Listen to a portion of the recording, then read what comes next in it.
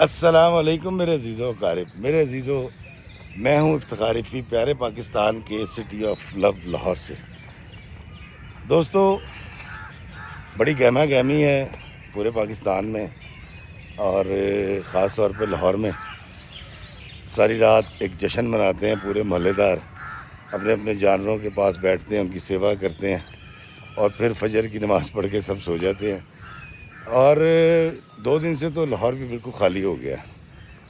آپ یقین کریں کہ اس پارک میں پارکنگ بھری ہوتی ہے، آپ کو پارکنگ نہیں ملتی، اور بڑی گہما گہمی ہوتی ہے، لوگ واک کر رہے ہوتے ہیں، ورزش کر رہے ہوتے ہیں، لیکن آج 2 دن ہو گئے یہ پارک بالکل سونا ہو گیا ہے۔ اس کے جو حقیقی باسی ہیں، مکین ہیں، وہ یہی ہیں۔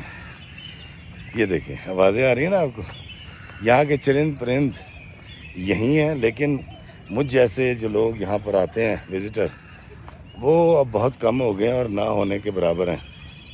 لیکن چونکہ مجھے آپ کے لیے ویڈیو بنانا ہوتا ہے تو میں تو یہاں پر آؤں گا۔ تو یہ تو صورتحال ہے جی لاہور کی، اور آج اس وقت موسم بڑا بہتر ہے، گرمی بہت کم ہے، لیکن ابھی 1-1.5 گھنٹے کے بعد بہت زیادہ گرمی ہو جائے گی۔ تو صرف ایک گزارش یہ کرنی تھی کہ سب لوگ جانور ڈھونڈتے پھر رہے ہیں۔ میرے بچے بھی ایک جانور ڈھونڈ کے لے کر آئے ذبح کرنے کے لیے، قربانی کے لیے۔ تو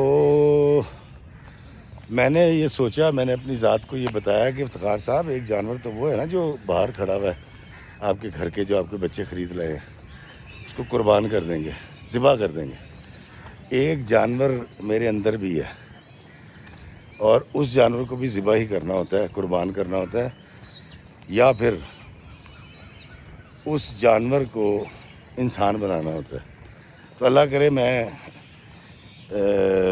اس عید پر اس جانور کو بھی قربان کر دوں جو میرے اندر رہتا ہے، اور کاش ہم اس عید کے اوپر اپنے جانور کے ساتھ ساتھ، قربانی کے جانور کے ساتھ ساتھ، اپنی انا، اپنا تکبر اور اپنی ایگو کو بھی قربان کر سکیں۔ آمین۔ دوستو، آج میں آپ کو کہانی سنا رہا ہوں۔ یہ کہانی، ایک نام ہے سلمان، جرمنی میں رہتا ہے۔ سلمان نے مجھے سنائی، اور کہانی ایک سکیم کی کہانی ہے، ایک ڈکیتی کی کہانی ہے، ایک چوری کی کہانی ہے۔ سرقہ کیسے کیا جاتا ہے، فراڈ کیسے کرتے ہیں۔ بہت مشہور شعر ہے حضرت بابا فرید سرکار کا کہ 5 رکن ایمان دے تے 6واں فریدا ٹک، جے نہ ہوئے 6واں تے 5 جاندے مکھ۔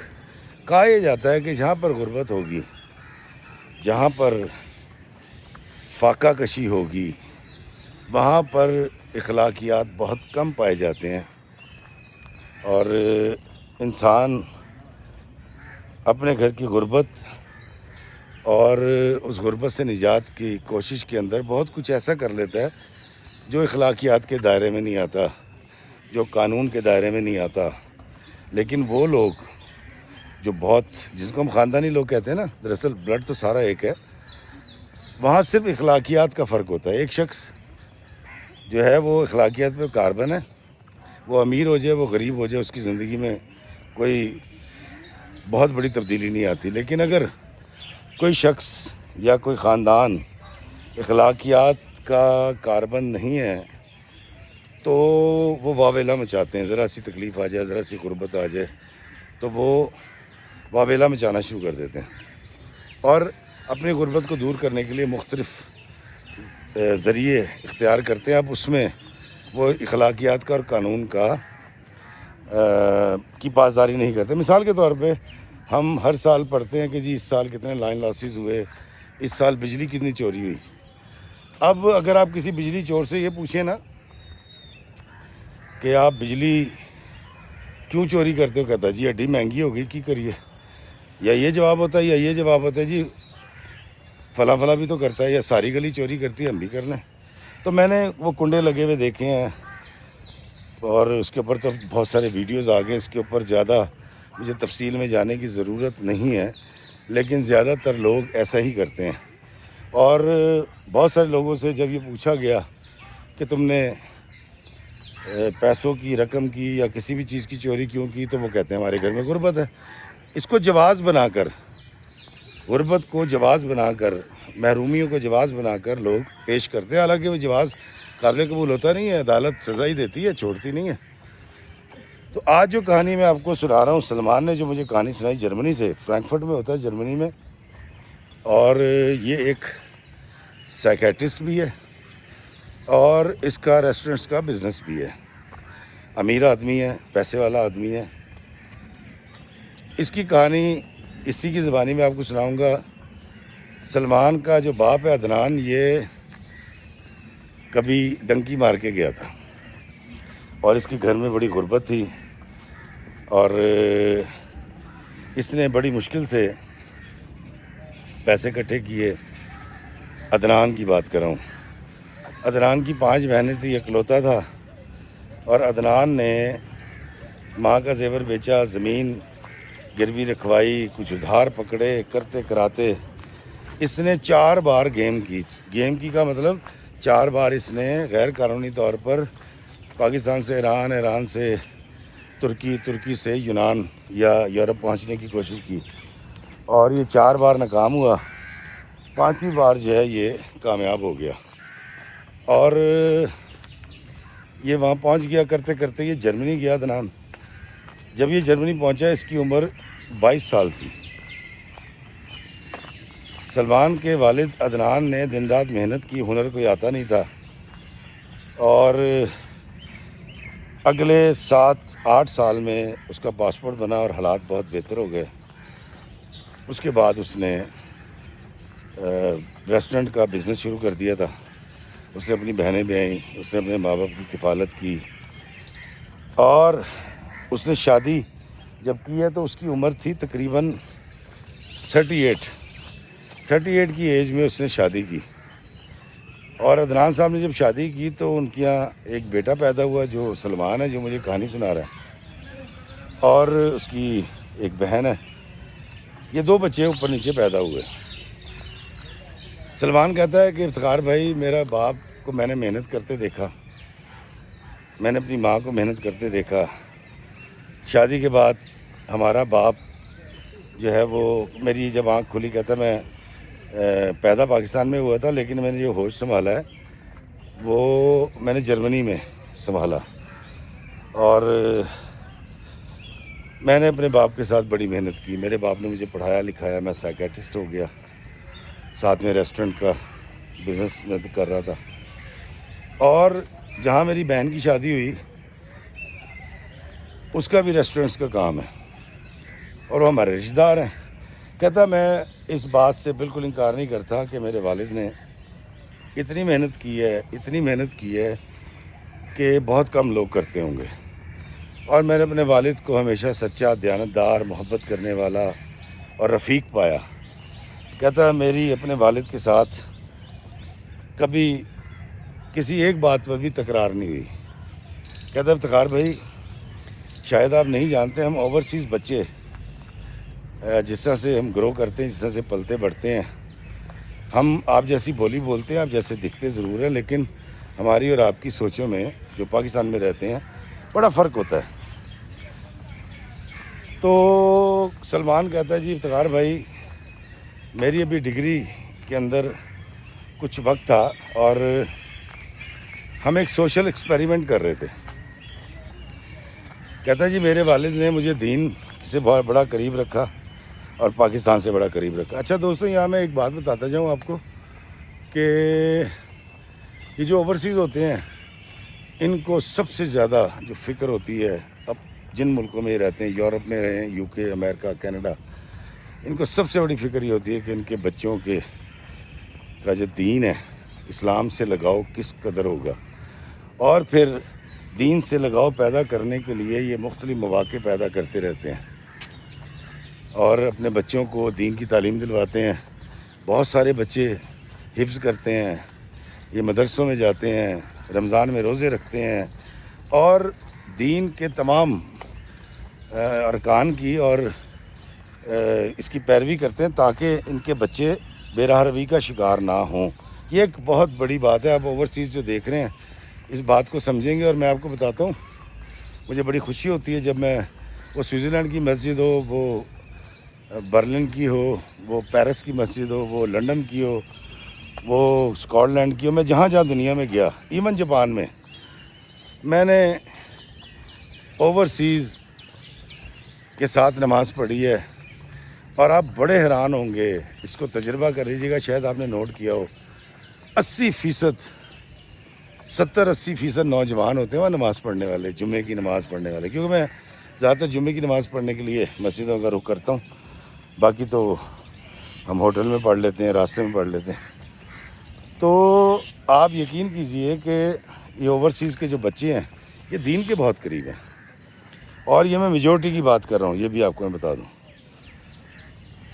دوسری بات جو ان کو فکر ہوتی ہے اوورسیز کو, وہ یہ ہوتی ہے کہ ان کے بچے بہت زیادہ پاکستانی ہوں. تو یہ دونوں چیزیں جو ہے عدنان نے سلمان میں پیدا کی تھی. اس کو دین سے بھی لگاؤ تھا اور محبت تھی, اور یہ ایک اچھا مسلمان تھا, اور ایک پاکستان سے محبت کرنے والا شخص تھا. تو سلمان جو ہے وہ ایک اسٹڈی سرکل میں انہوں نے ایک ایکسپیریمنٹ کرنا تھا, سوشل ایکسپیریمنٹ, سائیکی جاننے کے لیے. اور وہ انہوں نے یہ کیا کہ انہوں نے اس میں بنگلہ دیش کے اس کے فرینڈس تھے, کچھ انڈیا سے تھے, کچھ اور ملکوں سے تھے. تو ان کا اسائنمنٹس یہ تھا ان ڈاکٹرز کا, انہوں نے سوشل میڈیا کے اوپر کچھ دوست بنانے, اور وہاں پر کچھ مرد کچھ عورتیں, میل فیمیل, اور ان سے ایک سوال نامہ ان کو دینا ہے, اور سوسائٹی سے جڑے ہوئے اخلاقی تقاضوں کے حوالے سے جاننا ہے. اور جاننا یہ ہے کہ یہ جو غربت ہے, یہ جو مہنگائی ہے کسی بھی ملک کے اندر, یہ جو گرانی ہے, یہ انسانوں کے ذہنوں پر کیسے اثر کرتی ہے, اور کیا سب کے سب بے ایمان ہو جاتے ہیں, یا اگر وہ اخلاقیات پر کاربند رہتے ہیں تو اس کے لیے وہ کون سے طریقے اختیار کرتے ہیں. وہ دین پہ عمل کرتے ہیں, وہ ان کی کسی اسکول آف تھاٹ پہ عمل کرتے ہیں کہ وہ اخلاقیات کو نہ چھوڑیں, حالات چاہے جیسے ہوں, ملک کے ہوں یا ان کے گھر کے ہوں. اس کے لیے انہوں نے جو حد رکھی وہ رکھی 4,50,000 روپے سالانہ آمدنی جس گھر کی, 4,50,000 سے جس گھر کی کم ہوگی, ان لوگوں سے ہم یہ سوال کریں گے. اب سلمان صاحب نے رابطے کرنے شروع کیے سوشل میڈیا پہ. ان کی تقریباً 1.5-2 ماہ کے اندر 10-12-15 لوگوں کے ساتھ رابطہ ہو گیا, ان کی بات چیت شروع ہو گئی. اور جب انہوں نے یہ جان لیا کہ یہ 10 لوگ وہ ہیں جن کے گھر کی آمدنی 4,50,000 روپے سالانہ سے کم ہے, تو انہوں نے, سلمان صاحب نے ان سے وہ سوال نامہ ان کو دے دیا. سلمان کہتا ہے کہ 3 لڑکیاں تھیں, 7 مرد تھے. ان میں ایک لڑکی تھی مہوش, اس کو مشی اس کو کہتے تھے. اور مشی جو ہے وہ بڑی اچھی لڑکی مجھے لگی, اور میں بڑا حیران تھا کہ ان کا گھر بھی اپنا نہیں تھا, کرائے کا تھا, اور اس کے والدین بھی بیمار رہتے تھے. لیکن اس نے جو جواب دیے سوال نامے میں وہ 100% اخلاقیات پہ کاربند تھی. خیر, ہم نے جب سبمیشن کی, سب کے آئے, واحد ایک مشی تھی, 1% صرف رزلٹ یہ نکلا کہ ایک لڑکی ہے جو اخلاقیات پہ کاربند ہے, وہ 1% ہے. باقی انڈیا, بنگلہ دیش, افغانستان, فلپائن, یہ جو ممالک ہیں ہمارے, اور جس میں پاکستان شامل تھا, ان سب کے جو ڈاکٹرز تھے ان کے اعداد و شمار بالکل مختلف تھے. وہ یہ تھے کہ غربت جہاں پہ ہوگی, ذرائع کم ہوں گے, خواہشات زیادہ ہوں گی, اور آمدنی کم ہوگی, روزگار کم ہوگا, امن و امان کا مسئلہ ہوگا, وہاں پر لوگ اخلاقیات کی پیروی نہیں کرتے. اور ہم سب بڑے حیران ہوئے, اور میرے لیے بھی بڑی حیران کن بات تھی. ان کے لیے تو شاید وہ ایک ممبر تھا, وہ لڑکی مشی. میرے لیے بڑی حیران کن بات یہ تھی کہ وہ میرے پاکستان کی تھی, اور اس کی سوچ سب سے جدا تھی. کہتا ہے یہ پہلا جو میرے دماغ میں وہ آئی مشی، یہ پہلی بار اس وجہ سے آئی تھی کہ یہ واحد 1% تھی جس نے اخلاقیات پر کھڑا رہنا مناسب سمجھا، حالات چاہے جیسے ہوں۔ باقی سب پھسل گئے تھے۔ کئی پاکستانیوں نے کہا جی کہ بجلی چوری کرنا مسئلہ ہی نہیں ہے، ہونی چاہیے۔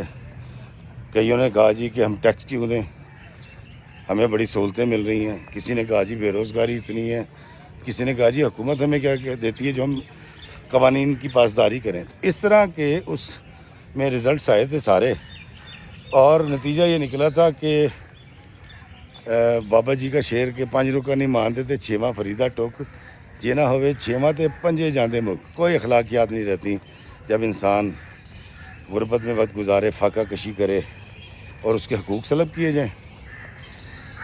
تو کہتا یہ تو کمپلیٹ ہو گیا، لیکن میرے دماغ میں مشی پھنس گئی۔ کہتا افتخار بھائی میں نے طے کر رکھا تھا کہ میں 30 کے بعد شادی کروں گا۔ میری بہن کی 21-22 کی عمر میں شادی کر دی گئی تھی اور میں ماموں بن چکا تھا، میرے والدین نانی نانا بن گئے تھے، لیکن میں نے یہ طے کر رکھا تھا کہ میں 30 کے بعد شادی کروں گا۔ تو کہتا میری تو ویسے بھی 31 ہو گئی تھی۔ کہتا مشی کی جو ایج تھی وہ تھی تقریباً 26 سال۔ کہتا افتخار بھائی میں نے مشی سے بات کرنی شروع کر دی۔ پہلے میں نے اس کو اطلاع دی کہ دیکھو کیسی بات ہے، تم 1% ہو جس نے اخلاقیات کی بات کی، سب اخلاقیات سے ہٹ گئے۔ تو اس نے کہا جی کہ سب کی اپنی اپنی سوچ ہوتی ہے، میں تو قانون کی پاسداری اور اخلاق کی پاسداری اور دین کی پاسداری میں جان دے سکتی ہوں، اور ہم بھی غریب لوگ ہیں، ہم نے تو کبھی ایسا نہیں کیا۔ تو مجھے کہتا اس کی باتیں بڑی اچھی لگنے لگ گئی، ہمارے نمبر ایکسچینج ہو گئے تھے۔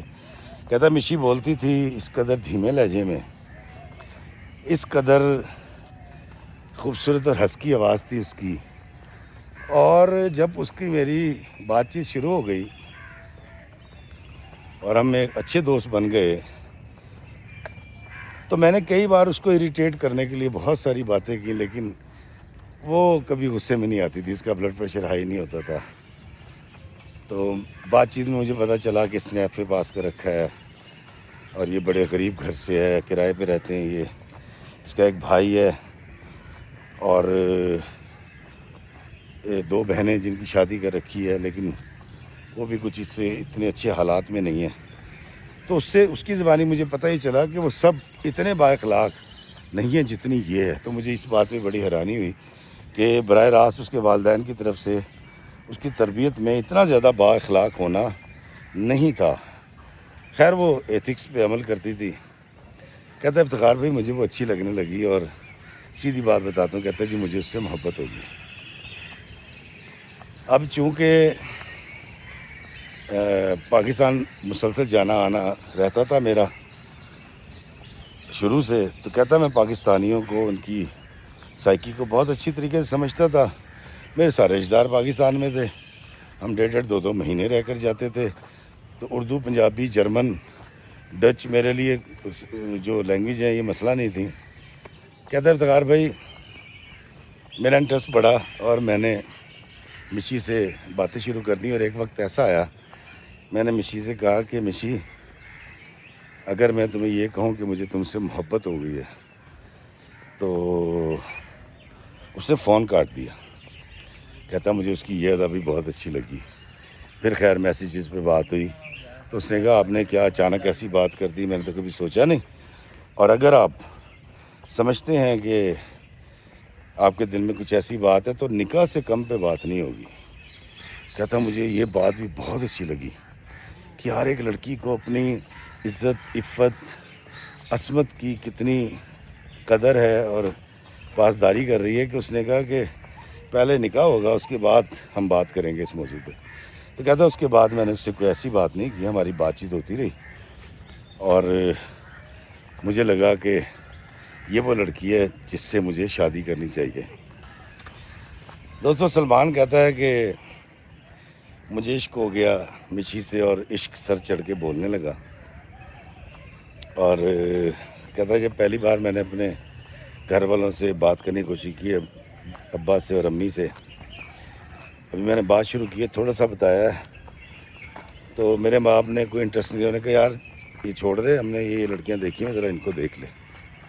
کہتا ہے مجھے بالکل اچھا نہیں لگا کہ میرے والدین نے میری پوری بات سنے بغیر ریجیکٹ کر دیا. کہتا ہے جب اس کے اوپر تھوڑی سی بات کی گئی تو میرے والدین نے کہا کہ بھائی تم کس چکر میں پڑ رہے ہو, تمہیں نہیں پتا کیسے کیسے اسکیم ہو رہے ہیں, کیسے کیسے فراڈ ہیں, اور تمہیں کیا پتا کہ جیون ساتھی کیسے سلیکٹ کیا جاتا ہے, اور وہ بھی پاکستان سے. تو میں نے کہا یار میرے والدین مجھے کیا سمجھ رہے ہیں. کہتا جی میں نے ان سے بات کرنی اس موضوع بند کر دی. میں نے مشی کو بتایا کہ اس طرح میرے والدین میری بات نہیں سن رہے. کہتا مشی اتنی اچھی, اس نے کہا دیکھو اگر تمہارے والدین نہیں سن رہے تو تم مجھے چھوڑ دو, اور تم جس ملک میں ہو تمہیں تو بے تحاشا رشتے مل جائیں گے, کیا ہو گیا تمہیں. تو میں نے کہا نہیں مشی مجھے تم جیسی نہیں ملے گی. خیر کہتا ایک وقت آیا کہ تھوڑے سے مطلب رابطے کم ہو گئے مشی سے میرے.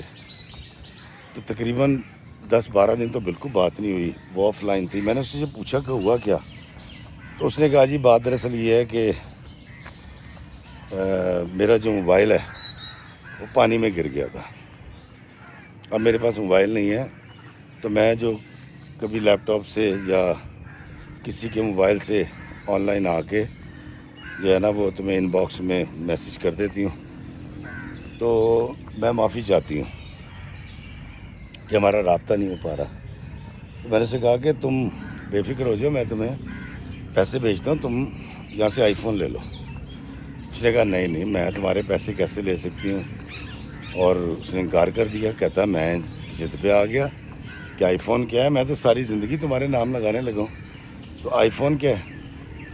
تو کہتا جی اس نے اس کے انکار کے باوجود, اس کے منع کرنے کے باوجود, کہتا میں نے اپنے ایک رشتہ دار کو پیسے بھیجے اور اس کی ڈیوٹی لگائی, اور اس نے اس کو ایک نیا آئی فون خرید کے پہنچا دیا. اور مشی نے اس بات پہ بہت جھگڑا کیا کہ آپ نے فضول خرچی کی ہے, اور موبائل تو 50,000 میں بھی آ جاتا ہے, 35,000 میں بھی آ جاتا ہے, اتنے پیسے لگانے کی کیا ضرورت تھی. تو مجھے اس کی یہ بات بھی بڑی اچھی لگی. کہتا ہے میری اس کی بات چیت فون پہ ہوتی رہی, بڑے دھیمے انداز میں, بڑے خوبصورت لہجے کے اندر وہ بات کرتی تھی. میں اس کی آواز کا, اس کے لفظوں کا, اس کی گداز کا, اس کی ہنس کا عادی ہو گیا تھا.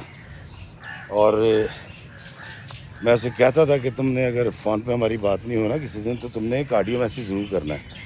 سلمان صاحب اور مشی لیلا مجنو, شیری فرات, ہی رانجھا رومی جولیٹ بن گئے, اور دیوانگی جو ہے وہ سر چڑھ کے بولنے لگی. کہتا ایک دن بڑی پریشان تھی, تو میں نے اس سے پوچھا کیا ہوا, تو اس نے کہا کہ ابھی شاید ہماری کچھ دن بات نہ ہو سکے, میرے پاس شاید انٹرنیٹ کا مسئلہ آ جائے گا. ہم نے ایک گھر کرائے پہ جہاں ہم رہتے تھے وہ کہہ رہے ہیں یہاں سے نکلو. تو جس علاقے میں ابا جانا چاہ رہے ہیں وہاں تو انٹرنیٹ کی بڑی شدید پرابلم ہوتی ہے, اور وہ شہر میں ہے بھی نہیں. تو میں نے کہا یار تمہارے ابو نے گھر نہیں بنایا. انہوں نے کہا نہیں, ابو کے پاس ایک 5 مرلے کا پلاٹ تو ہے, لیکن ہم اس کو بنا نہیں سکتے کیونکہ پیسے نہیں ہیں, ہمارے حالات, ہم تو غریب لوگ ہیں. تو کہتا میں نے اس کو کہا کہ اچھا ایک کام کرتے ہیں, تم نا اپنے ڈیڈی سے کہو کہ مجھے ایسٹیمیٹ بتائیں کہ گھر بنانے میں, ایک بہترین گھر 5 مرلے کا تعمیر کرنے میں کتنے پیسے لگیں گے. تو مشی نے کہا یہ تو ہو ہی نہیں سکتا, آپ سوچیے گا نہیں کہ آپ سے کوئی پیسے لے گا, آپ نے بس ایک احسان کر دیا فون کا, اتنا کافی ہے. کہتا نہیں. میں نے کہا ہو ہی نہیں سکتا. میں نے پھر طریقے سے اس کے ڈیڈی کا نمبر لیا, کیونکہ یہ تو مان نہیں رہی تھی. میں نے ان کو فون کیا, ان کو یہ بتا چکی تھی کہ سلمان جو ہے وہ انٹرسٹ رکھتے ہیں, اور اس کے والدین نے کہا تھا جی ہمیں کوئی اعتراض نہیں ہے, لیکن وہ پہلے اپنے والدین کو منائے. تو یہ میسیج مجھ تک آ چکا تھا. مجھے خوشی بھی تھی اس بات کی کہ دیکھیں یار اس کے والدین کتنے اچھے ہیں اور مان گئے ہیں, لیکن میرے والدین نہیں مان رہے. تو کہتا جی میں نے اس کے ڈیڈی سے بات کی. پھر میں نے ان سے کہا کہ ڈیڈ بات دراصل یہ ہے, میں بھی آپ کا بیٹا ہوں, اور میرے پاس جو پیسے ہیں وہ آپ کے پیسے ہیں. اس کے ڈیڈی نے بھی انکار کر دیا. انہوں نے کہا نہیں بیٹا خبردار ایسی بات دوبارہ نہیں کرنا, ہمیں اللہ دے گا ہم بنا لیں گے. میں نے کہا انکل آپ 40-35 ہزار روپے مہینہ کماتے ہیں, آپ कैसे जोड़ेंगे 1.25 करोड़ रुपया, कैसे आप करेंगे। खैर कहता जी मैंने उनको कसम दी, उनको मनाया, वो बेचारे रो पड़े। फिर इसकी मामा से बात हुई मिशी की, वो भी रो पड़ी। उसने कहा देखो तुम कितने अच्छे हो और तुम्हें हमारी गुर्बत का हमारा कितना एहसास है। अल्टीमेटली जी भाई साहब ने उनको घर भी तामीर करवा दिया। और ये एक आशिक जो है वो महबूबा के लिए जो है अपनी दौलत दान कर रहा था। सलमान कहता है कि इफ्तिखार भाई मुझे वो लोग बड़े अच्छे लगे कि उनके अंदर बड़ी गैरत और बड़ी इखलाकियात थी। कहता है मैं जब बिल्कुल दीवाना हो गया और बात बर्दाश्त से बाहर हो गई तो मैंने अपने डैडी को मामा को बिठाया, समझाया, बड़ी बहस की, बड़ा मुबाहिसा हुआ। अल्टीमेटली मेरे वालिदैन को समझ आई और वो पाकिस्तान आ गए। कहता है जब पाकिस्तान आए हैं तो उनके घर गए। वहाँ से जब वापस आए हैं तो मेरे बाप का कहना था कि ये जो है घर तो ठीक है उनका, लेकिन किस जगह पे है और इतनी कम आमदनी वाला घर कैसे बना सकता है, और उसके हाथ में आईफोन कहाँ से आया, और तुम तो कह रहे हो कि बड़े गरीब लोग हैं, इनकी 35,000 रुपये इनकम है। तो कहता मैंने डैडी से कहा कि ऐसे ऐसे हुआ था कि इसका मोबाइल ख़राब हो गया था, उसको मोबाइल मैंने गिफ्ट किया है, और उसके बाद जो है वो घर भी जो है वो मैंने बनवा के दिया। और उसकी वजह ये है कि वो किराएदार उनको निकाल रहे थे और उनको कहीं दूर जाना पड़ रहा था। कहता मेरे डैडी तो आग बबूला हो गया। उन्होंने कहा उल्लू के पट्टे वो तुझे लूट रहे हैं, तुझे नज़र नहीं आ रहा, तू पागल है, तू उनके ऊपर पैसे लगा रहा है, वो फ्रॉड है, स्कैम कर रहे हैं तेरे साथ। तो मैंने कहा यार डैडी कैसी बात कर रहे हैं, सिर्फ इसलिए आप उनको फ्रॉड करें कि वो गरीब है। उसने कहा हाँ। उसने कहा यार गरीब की बात नहीं है, वो फ्रॉड कर रहे हैं, और तू लैंडलॉर्ड आदमी है, पैसे वाला बंदा है, इतने गरीब लोगों के अंदर तेरा मिलना जुलना, इनके बाकी सारे ख़ानदान के लोग तो गरीब होंगे क्योंकि शादी एक से नहीं होती, पूरे ख़ानदान से होती है। तो मैंने कहा नहीं आपकी सोच गलत है। उन्होंने मुझसे कुछ नहीं मांगा, मैंने उनको दिया है, और मेरे पैसे अगर उन पर लग जाएंगे इससे क्या फ़र्क पड़ता है। इससे क्या फ़र्क पड़ता है कि मैं अमीर हूँ और वो गरीब हैं, इससे क्या फ़र्क पड़ता है। इससे फ़र्क ज़रूर पड़ता है कि वो कितनी अच्छी है और मैं कितना अच्छा हूँ, या वो कितनी बुरी है और मैं कितना बुरा हूँ। कहता मैंने अपने डैडी से अखलाकियात पर पूरी बहस की। मेरे डैडी ने मुझे कहा कि देख तू जिन जर्मन लोगों के साथ यहाँ रहता है, यहाँ के लोग और वहाँ के लोगों में फ़र्क है बेटा, और तुझे आज नहीं तो कल यकीन जब आएगा फिर तू सर पीटेगा। इस लड़की को छोड़ दे, तूने उन पे जो एहसान कर दे उनको कुछ और पैसे भी दे दे, लेकिन ये ना कर। तो मैंने कहा नहीं जी मैंने शादी यहीं करनी है। अब मेरे डैडी शदीद परेशान, कहता है 65 की तकरीबन उनकी एज, वो शदीद परेशान, अम्मी परेशान, और बहन मुझे कॉल करके समझाती है, और मैं उनको समझा रहा हूँ कि आप यू आर टेकिंग रॉन्ग, ये चीज़ें ऐसे नहीं हैं जिस एंगल से आप देख रहे हैं। आप मेरे एंगल से देखें तो आपको ये ख़ानदान भी समझ आएगा, ये लड़की भी समझ आएगी, और मेरी मोहब्बत भी जस्टिफाई हो जाएगी। मेरे वालिदैन मेरे ख़िलाफ़ हो गए, ख़ास तौर पे मेरे डैडी ने बाकायदा तौर पे मुझे शाउट भी किया, मुझे शदीद डांटा भी। उन्होंने कहा तू ख़बरदार, अगर तूने यहाँ शादी की तो फिर तेरा हमसे मिलना जुलना ख़त्म हो जाएगा, तू देख ले, अगर तूने वहाँ शादी करनी है तो तू समझ तेरे माँ बाप मर गए हैं। सलमान कहता है कि इफ्तिखार भाई मैं बड़ा हैरान था, मेरे वालिदैन अभी एक वाक़या हुआ नहीं, एक जुर्म का इर्तिकाब ही नहीं हुआ, और वो उसको मुलज़िमा करार दे रहे थे और सज़ाएँ सुना रहे थे, और उन्होंने मुझसे ताल्लुक़ ख़त्म कर दिया। खैर कहता मैंने कहाँ जाना था, मैं उसी घर में रह रहा था। अब्बू कभी सलाम का जवाब देते थे, बस सलाम का जवाब देते थे, उससे ज़्यादा बात नहीं करते थे। मेरी मामा ने मुझे बड़ा समझाने की कोशिश की। उसकी वजह यह है कि जब पाकिस्तान आए थे और उनके घर गए थे तो मेरे डैडी ने उनसे पूछा कि बेटा तुम्हारी तालीम कितनी है, तो उसने कहा मैट्रिक। कहा अच्छा, तो तुम्हारी सनद कहाँ है मैट्रिक की। तो उस लड़की ने कहा कि सनद कभी ली नहीं, क्योंकि मैंने कौन सी नौकरी करनी थी। कहता मेरे डैडी ने कहा कि नहीं नौकरी नहीं, तुम्हें तो आगे पढ़ना चाहिए था। तो उसने कहा जी हालात ठीक नहीं थे। मैंने कहा चलो हालात तो ठीक नहीं है, कोई बात नहीं, लेकिन हाँ मैं भूल गया, लेकिन तुमने माशरा तुम कह रही हो हालात ठीक नहीं है, घर तुम्हारा इतना अच्छा है, اور موبائل آئی فون تمہارے پاس ہے. تو اس نے کہا تھا کہ تو اب حالات بہتر ہوئے ہیں. جہاں سے کہتا میرے ڈیڈی کو شک ہوا تھا یہ گھر اور موبائل. پھر میں نے اعتراف تو کرنا تھا, میں نے جھوٹ تو بولنا نہیں تھا اپنے والد سے. سلمان کہتا ہے کہ میرے ڈیڈی نے اسے یہ پوچھا کہ میٹرک تم نے آرٹ سے کیا تھا یا سائنس سے؟ تو اس کا یہ جواب تھا مشی کا کہ مجھے یاد نہیں ہے. کہتا ہے افتخار بھائی میرے باپ نے اس نقطے کو لے کے مجھے بہت سمجھانے کی کوشش کی تھی, اور میں نے کہا نہیں یاد رہا ہوگا یار, ماشاءاللہ 8-9 سال پرانی بات ہے, کہاں یاد رہتی ہے بندے کو. اور اس نے نوکری نہیں کرنی اس لیے اس نے نہیں لی ہوگی, اور مجھے اس کی ڈگری سے کیا لگے. مجھے تو اس کی شخصیت, اس کی گفتگو, اس کی سوچ, اس کے افکار سے محبت ہے. تو میرا یہ دعویٰ تھا اپنے باپ کے ساتھ کہ مجھے ان چیزوں سے کوئی فرق پڑتا نہیں ہے. خیر, کہتا ہے افتخار بھائی میں نے اب یہ طے کیا کہ میں پاکستان جاتا ہوں اور میں اس سے شادی کر لیتا ہوں. کہتا میں نے اپنی بہن کو کانفیڈنس میں لیا کہ میں یہ کرنے جا رہا ہوں. تو اس نے کہا یہ مت کرنا, ہمارے باپ نے جس طرح سے قربانیاں دی ہیں, کہاں سے وہ چلا اتنا لمبا سفر کر کے 35-40 سال کی محنت کے بعد وہ یہاں پہنچا. 35 سال کے بعد تو ان کو دھوکہ مت دو, یا تو ان کو ساتھ ملا لو یا ان کی بات مان لو. تو میں نے کہا وہ ساتھ ملیں گے نہیں, اور میں ان کی بات اس لیے نہیں مان سکتا کہ میں اپنی محبت نہیں چھوڑ سکتا. میں ایک ایسی عورت کے ساتھ کیوں زندگی گزاروں جس سے میں پیار نہیں کرتا. سلمان صاحب نے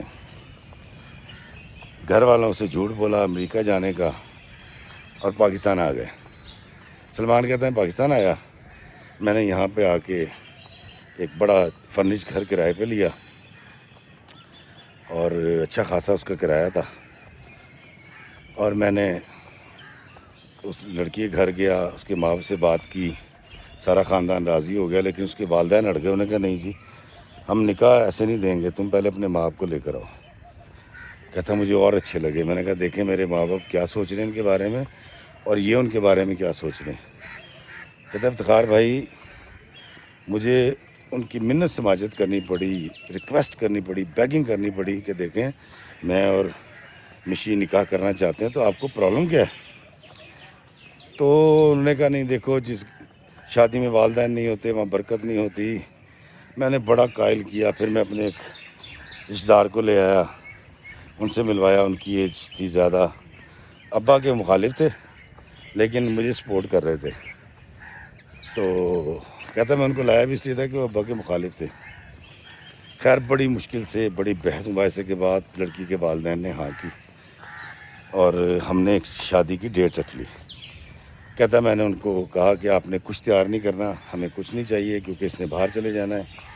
تو صرف ایک جوڑا اور ایک زیور کا سیٹ ہوگا, وہ بھی میں لے کر آؤں گا. کہتا جی میں نے اس کی مرضی کا اس کو زیور دلوایا, اس کی مرضی کا جوڑا دلوایا. زیور بھی اس نے کہا کہ نہیں مجھے, میں چاہ رہا تھا کہ 7-8 تولے کا سیٹ ہو. اس نے 1.25 تولے 1.5 تولے کا ایک سیٹ لیا. بڑی بحث کر کے میں نے, ہلکا سا بالکل, اور میں جو اس کے لیے دلہن کے کپڑے دیکھ رہا تھا وہ بہت مہنگے تھے. لیکن کہتا افتخار بھائی صرف 65,000 روپے کا اس نے جوڑا لیا, اور وہ بھی یوز میں. کہتا مجھے لگا کہ میرے والدین کو ڈیفیٹ ہو چکی ہے, مات ہو گئی ہے, ان کو پتہ ہی نہیں میں کس اعلیٰ درجے کی عورت سے شادی کر رہا ہوں. کہتا میں اس کو چیک کر رہا تھا. کہتا انہوں نے بالکل مجھ سے کوئی مدد نہیں لی. کہتا جی میری شادی ہوئی, میں اس جو میں نے گھر لے رکھا تھا فرنش اس میں آ گئے, بڑا اچھا وقت گزرا.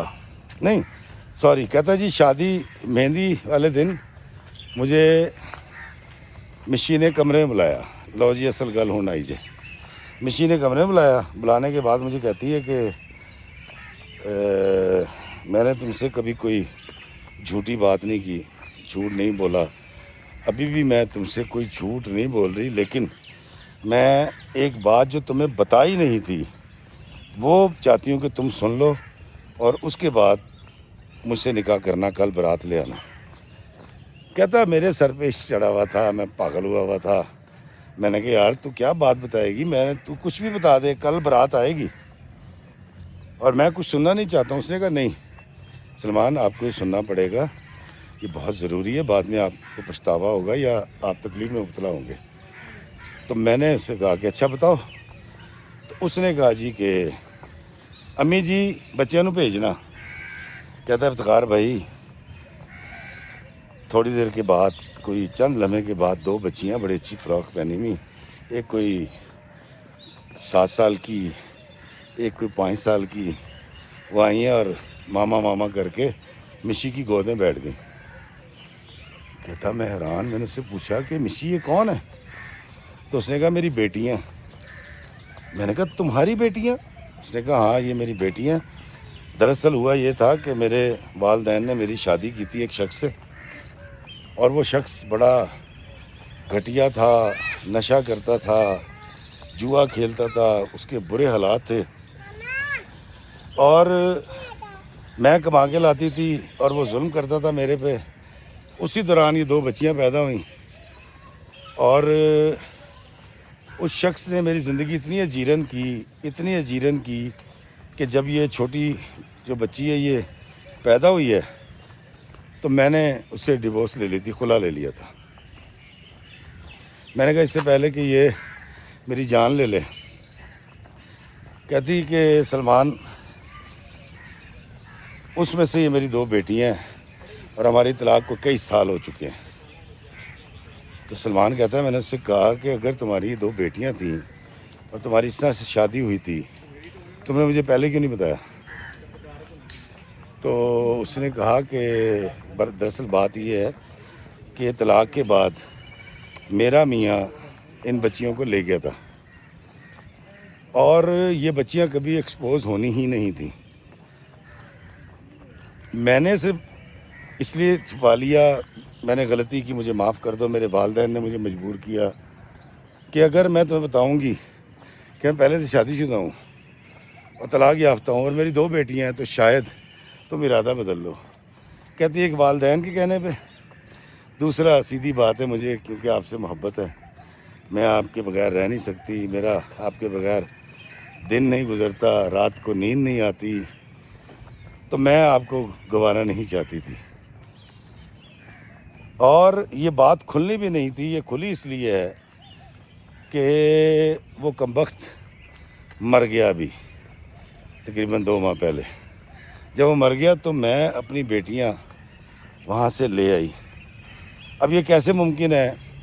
کل کو پرابلم ہوگی ڈاکومنٹس کے اندر، یا میں تمہیں شادی کے بعد بتاتی، تو میں نے کہا میں تمہیں پہلے بتا دوں کہ میری 2 بیٹیاں، اور برا نہ منانا کہ تم مجھے بہت عزیز ہو، لیکن مجھے میری بیٹیاں تم سے زیادہ عزیز ہیں۔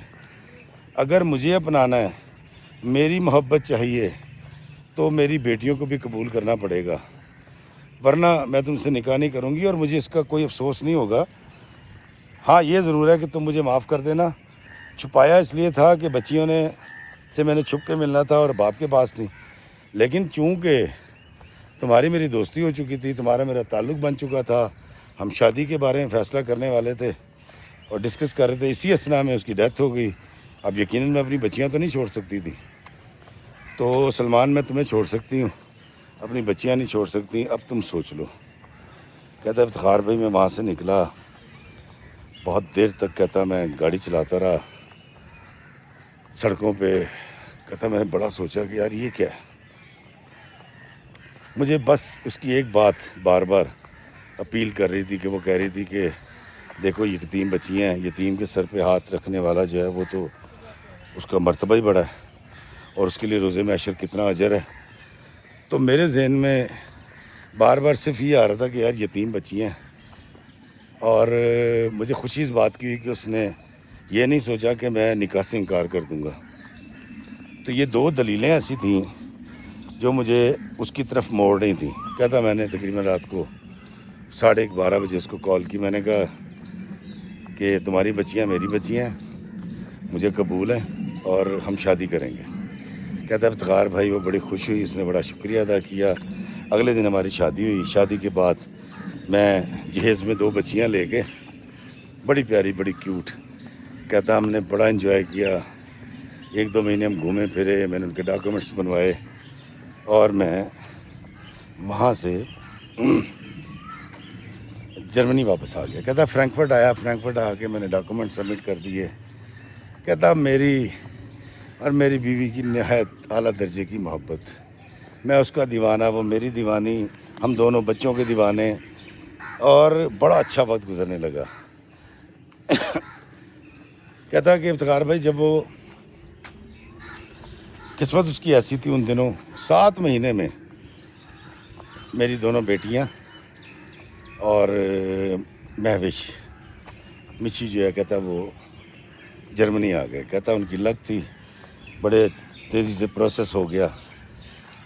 کہتا جب میں اس کو لے آیا تو میں نے پھر اپنے والدین کو بتایا کہ میں نے ایسے ایسے شادی کی تھی اور اب میں اس کو لے آیا. میرے والدین نے بہت برا منایا. میرے ابا نے مجھے بڑا ڈانٹا. میرے ابا نے مجھے کہا کہ تم ایک گھٹیا آدمی ہو اور یہاں سے سامان اٹھاؤ اور نکل جاؤ میرے گھر سے, اور تم نے میری جو حکم عدولی کی ہے تم دیکھنا تمہیں سزا کیسی ملے گی. میں نے ابا سے کہا, میں نے کہا ابا جی بات دراصل یہ ہے کہ آپ کو پیسے کا ہو گیا ہے غرور, کیونکہ آپ ایک غریب آدمی تھے, میں ایک امیر آدمی کا یعنی آپ ہی کا بیٹا ہوں. میرے لیے پیسے کی وہ ویلیو نہیں ہے جو اخلاقیات کی ہے, انسانیت کی ہے. اور اس کے بعد میں نے اپنے ابا کو بتایا, میں نے کہا آپ جس عورت کو برا کہہ رہے تھے نا, پتہ ہے اس نے کیا کیا, اس کی شادی ختم ہو سکتی تھی. تو میرے ابا نے پوچھا کیا کیا, تو میں نے کہا جی کہ اس نے مہندی کی رات کو اس نے مجھے بلایا اور یہ بتایا کہ اس کی شادی ہوئی تھی اور اس کی 2 بیٹیاں. تو ابا کہتے ہیں تو پھر بھی تو نے نکاح کر لیا. میں نے کہا ہاں یہی تو اس کی اچھائی تھی, یہی تو اس کی سچائی تھی کہ اس نے نہیں سوچا کہ میرا اس سے نکاح نہیں ہوگا اور میں یہ شادی ختم کر دوں گا. تو ڈیڈی آپ دیکھیں وہ کتنی اچھی ہے. کہتا میرے ابا نے سر پکڑ لیا, نے کہا اے تجھے فراڈ کر رہے ہیں, اسکیم کر رہے ہیں, بے وقوف, تو ہر چیز مانتا جا رہا ہے, تیری تباہی لگ جائے گی, یہ بہت بڑے فراڈ لوگ ہیں. میں کہا نہیں ڈیڈی, اب میں واقعی میں بھی آپ کے ساتھ نہیں رہنا چاہوں گا. اور کہتا میں نے اپنی بیوی کو بچیوں کو ہوٹل میں رکھا ہوا تھا. کہتا میں نے کہا جی معافی چاہتا ہوں, اور میں جو ہوں یہ پہلے تو میں واپس آ گیا تھا سامان لے کے, لیکن اس بار کہتا میں نے اپنے والدین کو خدا حافظ کہا اور اپنا سامان اٹھایا اور میں ایک ہوٹل میں چلا گیا. سلمان کہتا ہے کہ افتخار بھائی گمان اور بدگمانی نے میرے والد کے دل میں ایسا گھر کر رکھا تھا کہ ان کو یہ والی ایفرٹ جو ہے کہ اس نے شاید نکاح سے پہلے مجھ سے سچ بولا, یہ بھی برائی لگنے لگی.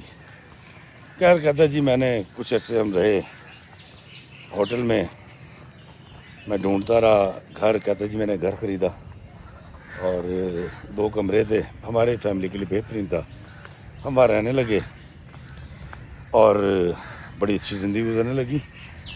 کہتا میں ڈیڈی کے کہنے پر چیزیں نوٹ کرتا تھا کہ اس میں کیا تبدیلی آئی, کوئی تبدیلی نہیں آئی. وہ اسی طرح کی out and out of positive personality. بچیوں کے ساتھ میری بڑی محبت ہو گئی, ان کے ساتھ کھیلنا کودنا. صرف اس نے ایک بات کی تھی, میری بچیاں 10 سال کی ہو جائیں اس کے بعد میں تمہارے ساتھ اولاد پلان کروں گی. مجھے اس بات پہ کوئی اعتراض نہیں تھا, میں خوش تھا, مجھے میری محبت مل گئی تھی. دوستو یہ جو پیار کرنے والے ہوتے ہیں نا, یہ ان کی دنیا اور ہوتی ہے. اور محبت اور جنگ میں کہتے ہیں نا سب کچھ جائز ہوتا ہے, مطلب اس کا کوئی قانون نہیں ہوتا, اس کی کوئی اخلاقیات نہیں ہوتی, اس کے کوئی اصول نہیں ہوتے, ضوابط نہیں ہوتے, ایسا کہتے ہیں. اچھا اگر کوئی ضوابط بنا بھی لیے جائیں نا تو لوگ ان کو وائلیٹ کر دیتے ہیں, تو اس لیے کہتے ہیں جنگ اور محبت میں سب جائز ہے. خیر یہ وہاں رہتا رہا, اس کی بہن اس کو آ کے مل لیتی تھی اور ماں کو تو خیر اجازت نہیں تھی. اب ڈیڈی بالکل ناراض ہو گیا عدنان صاحب اور بیمار رہنے لگے. کہتا میری امی نے جب مجھے کہا نا کہ ان کو شوگر ہو گئی ہے اور ہارٹ پیشنٹ ہو گئے ہیں, تو میں نے ان سے کہا کہ یہ ان کی عمر کا تقاضا ہے, اس عمر میں ایسے ہی ہونا تھا, یہ میرے کھاتے مت ڈالیں. خیر میری بیوی اکثر مجھے کہتی تھی کہ آپ ان سے معافی مانگیں, مجھے لے کے چلیں, میں ان کے پیر پکڑ لوں گی. لیکن وہ کیونکہ میرے والدین کو نہیں جانتے تھے اور مجھے یہ ادا بھی اس کی بڑی اچھی لگتی تھی کہ میں ان سے معافی مانگ لوں گی, میں ان کے پیر پکڑ لوں گی. تو اس نے یہاں تک ایک دفعہ مجھے کہا کہ میری وجہ سے آپ کے والدین چھوٹ گئے ہیں, آپ مجھے ڈیورس کر دیں اور آپ واپس چلے جائیں. تو میں نے کہا نہیں یار, تو ہی تو ہے, اتنی اعلیٰ ظرف اور اتنی اچھی باتیں کون کر سکتا ہے. کہتا افتخار بھائی مشی نے میرے دل میں جگہ بنا لی, ہم بہت خوبصورت زندگی گزار رہے تھے. اور ایک بہترین زندگی تھی. کہتا ایک دن کہتا ہمارے 4-5 سال گزر گئے اور کچھ ایسی ویسی بات نہیں ہوئی. کہتا ایک دن میری موبائل چارج نہیں تھا, میں صبح نکلا ہوں جاب کے لیے, کیونکہ کہتا میں جاب بھی کر رہا تھا ایز سائیکیٹرسٹ اور میرے ریسٹورنٹس بھی تھے. تو کہتا اللہ نے بڑا کرم کر رکھا تھا, کسی چیز کی کمی نہیں تھی. کہتا ان 3-4-5 سالوں کے اندر ہمارے درمیان نہ کوئی جھگڑا ہوا, نہ کوئی اتنی سی بھی بات نہیں ہوئی. کہتا بچیاں ماشاءاللہ بڑی ہو رہی تھیں, اسکول جا رہی تھیں, زبان سیکھ رہی تھیں, بلکہ سیکھ گئی تھیں. کہتا ایک دن میرا موبائل چارج نہیں تھا, میں گاڑی میں بیٹھا, کوئی 10 منٹ کی ڈرائیو کے بعد واپس آیا, اور واپس آ کے میں نے کہتا دروازہ کھولا ہے. اب چابی تھی میرے پاس. کہتا میں نے دروازہ جب کھولا ہے تو میری بیوی کو نہیں پتہ چلا.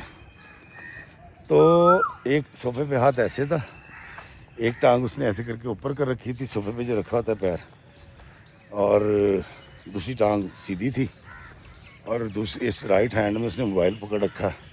کہتا میری بیوی کسی سے بات کر رہی تھی, اور ایک جملے میں اگر 10 لفظ ہوتے ہیں تو 7 اس میں گالیاں تھیں جو وہ دے رہی تھی.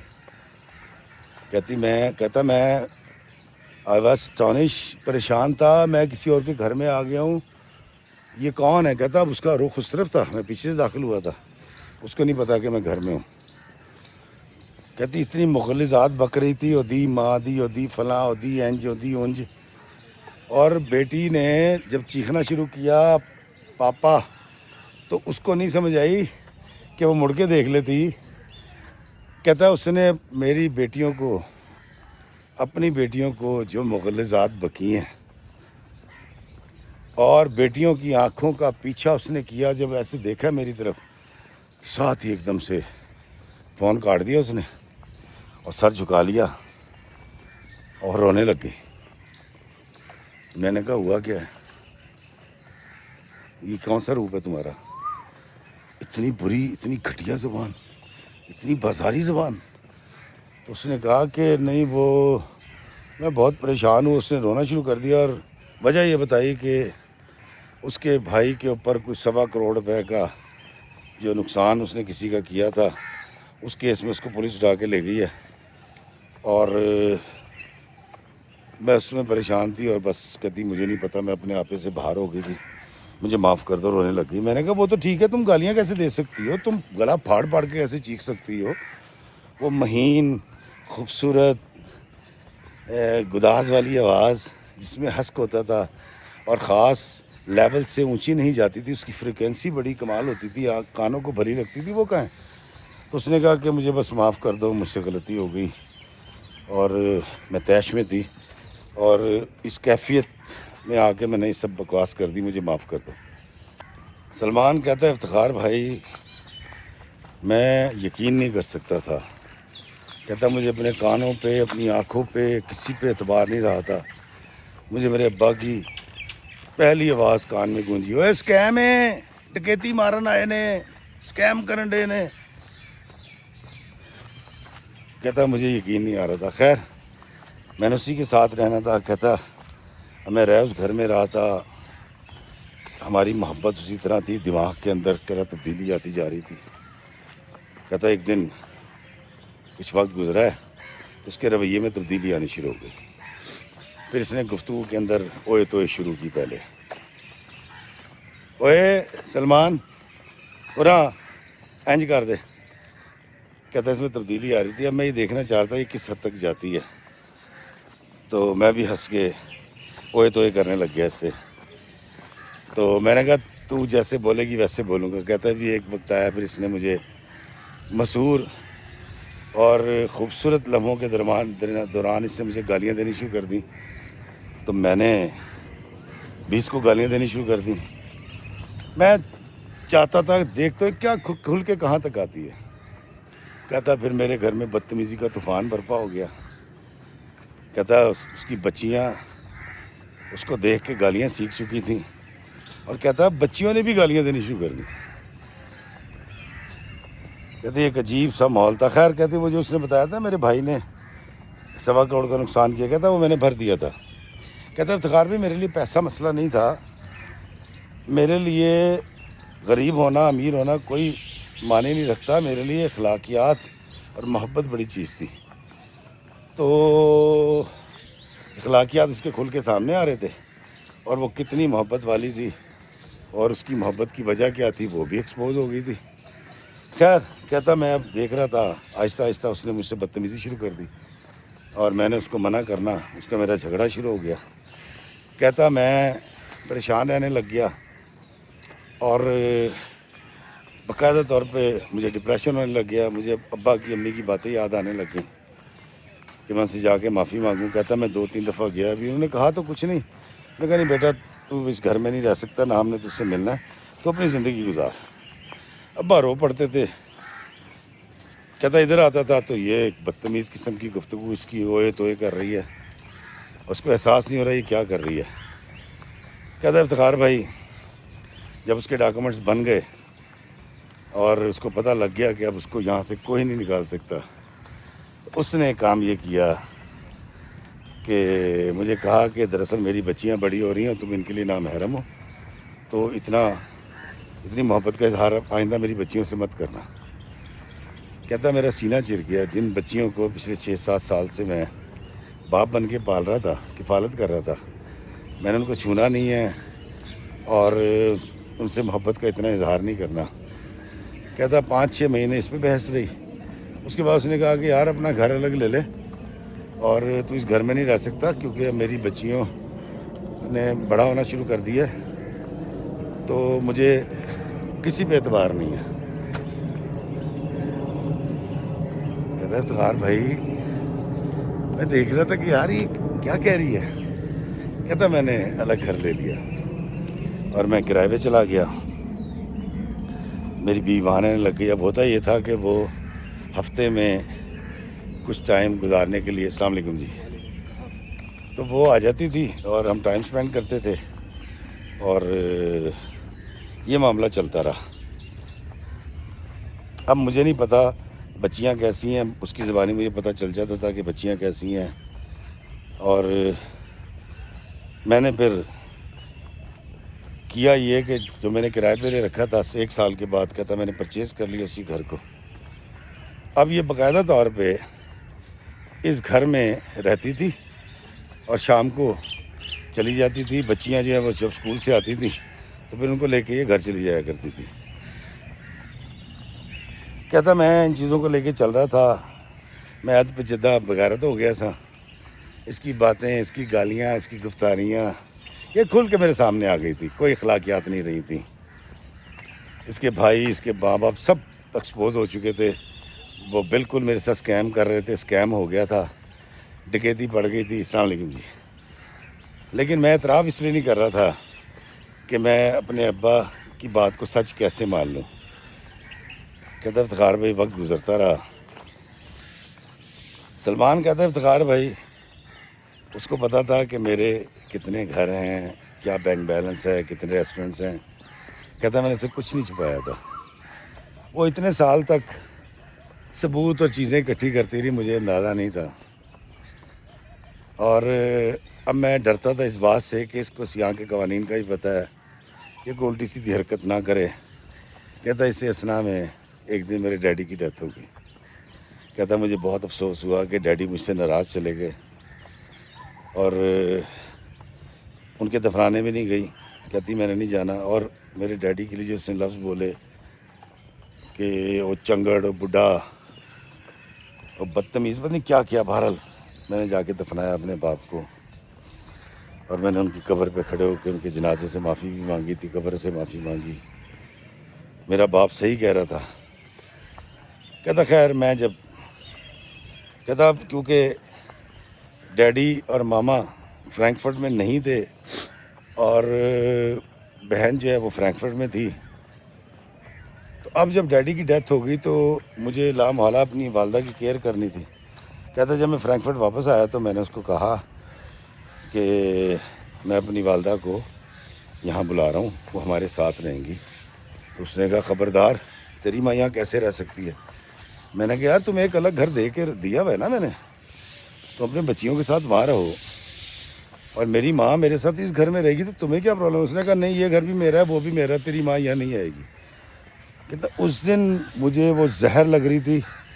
اس دن شاید پہلی دفعہ میرے اندر کا پنجابی جاگا تھا جو ہر چیز تہس نہس اور برباد کرنے کے لیے تیار ہو گیا تھا. میں نے کہا تیرا دماغ خراب ہے، یہ میری ماں ہے. اس نے کہا تیری ماں ہے میں جانتی ہوں، لیکن یہ یہاں نہیں رہے گی، جو مرضی ہو جائے. کہتا افتخار بھائی، میں نے کہا بکواس کر رہی ہے، الگ رہ رہی ہے، اس کو الگ گھر دے رکھا ہے. کہتا میں نے ماں کو بلا لیا، ماں آ گئی. جب ماں آئی ہیں تو اس نے وہ آئی ہے ملنے کے لیے. اس نے امی کو بیٹھے دیکھا ہے اور بلڈ پریشر اس کا ہائی ہو گیا. اس کے منہ میں جو آیا اس نے بکنا شروع کر دیا. کہتا اس نے میری ماں کے لیے اتنی بری بری باتیں کی، اتنی بری بری باتیں کی. اس نے کہا اپنا خامد مار کے اب بیٹے کو مارنے کے لیے آ گئی اس کے سر پہ، اور تو وہی ہے نا جو میری مخالفت کرتی تھی. کہتا میں نے بڑا روکا اس کو، مشی نہ کرو. کہتا اس نے میری ماں کی اتنی بے عزتی کی. کہتا جی میرا پھر اینڈ ہو چکی تھی، تنگ آ گیا تھا. کہتا جی میں نے اس کی کٹیس کر دی. کہتا میں نے جب پہلی کٹیس کی اس کے چہرے پہ تو مجھے اندازہ ہو گیا. جب اس نے کہا نا میں پولیس کو بلاؤں گی، تو میں نے کہا یار چودھری اس نے پولیس کو تو بلانا ہی بلانا ہے، اس کو اس کے کیے کی سزا تو دے. کہتا ہے افتخار بھائی آپ یقین کریں کہ میں پھر میرے اندر ایک جانور جاگا ہے. کہتا پھر میں جس قدر کٹیس کر سکتا تھا نا، کہتا نیل و نیل، میں نیل کڑھائیاں نیل کا، میرا تن من نیل و نیل. کہتا اس نے حرکت ایسی کی تھی، اس نے میری ماں کے ساتھ اتنی بدتمیزی کی تھی اور ان کو گالی دی تھی اور میں بھرا ہوا تھا. کہتا میں اپنا باپ گواہ بیٹھا تھا. کہتا مجھے نہیں پتا آپ لوگ کیا کہیں گے، اچھا کیا برا کیا. کہتا میں نے رج کے اس کی کٹیس کی اور مجھے پتا تھا اس نے پولیس کو کال کرنی ہے. کہتا میں نے پولیس کو کال کی کہ جی اس طرح میری بیوی نے جو ہے وہ مجھ پہ حملہ کیا ہے. کہتا میں نے کٹیس کرنے کے بعد اپنی انگلیوں کو اور اپنے بازو کو تھوڑا سا زخمی کیا.